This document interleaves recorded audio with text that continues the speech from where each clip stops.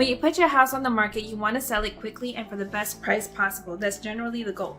But too many sellers are shooting too high right now. They don't realize the market has shifted as inventory has grown.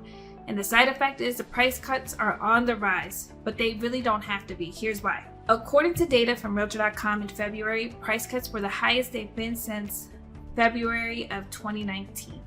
If you consider that 2019 was the last true normal year for the housing market, that's a big deal. We're getting back to what's typical for the market.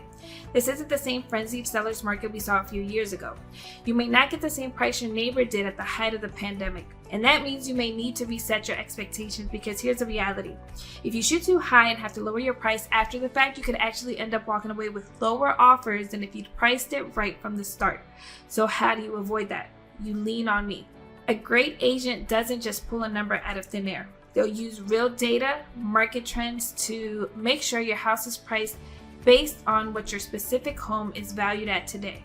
So you're setting a realistic price, one that will draw in serious buyers, and based on your agent's analysis of your local market, and may even recommend strategically pricing it slightly below market value to help your house attract more eyes and more competitive offers. Here's how your agent will determine the right number for your house. They look at recent sales.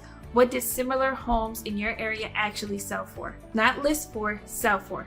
They analyze local market trends. Your home's value isn't just about what you want for it, it's about what buyers are willing to pay for it. They craft the right strategy. They'll make sure your home is priced to attract attention and create a sense of urgency among buyers. Why overpricing backfires? Unfortunately, some sellers still ignore their agent's advice and prefer to start high just to see what happens, the hope being that they'll get a full ask offer or that they'll have some more wiggle room for negotiation. But pricing high usually ends up costing you, and here's why. Buyers may not even look at it. Today's buyers are more budget conscious than ever. If you see a home that seems overpriced, they're likely to skip it completely rather than try to negotiate. It could sit on the market for too long. The longer your home sits unsold, the more buyers will assume something's wrong with it. That can make it harder to sell down the line. You might end up getting less. Homes that require a price cut often sell for less than they would have if they had been priced right from the start. You can see that shakeout in the graph. It uses data from the National Association of Realtors to show that the longer a house sits, the less it sells for. This graph shows that if a house sells within the first 4 weeks it's listed, it usually goes for full price.